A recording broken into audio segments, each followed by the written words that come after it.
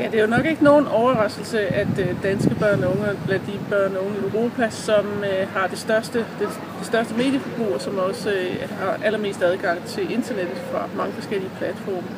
Og det er selvfølgelig også nogle af de data, som vi har fra EU Kids Online. Og vi kan også se, at meget adgang og også ret fri adgang betyder, at man bliver udsat for flere forskellige former for risici. Men det er også vigtigt at huske, at det at blive udsat for risici ikke nødvendigvis er det samme som at opleve meget negative virkninger, selvom det selvfølgelig også kan ske.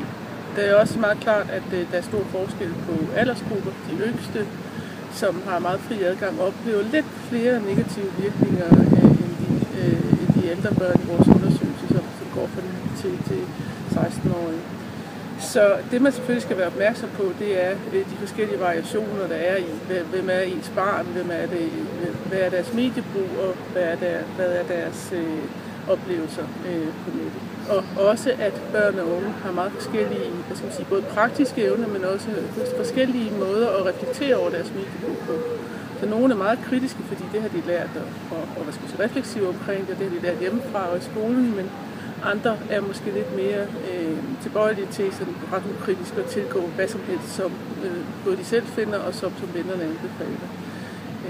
Så der er mange ting, vi skal være opmærksomme på, og selvfølgelig også i høj grad de positive muligheder, som ligger i, at vores børn og unge i Danmark har rigtig mange muligheder for at bruge digitale medier og for at gå online.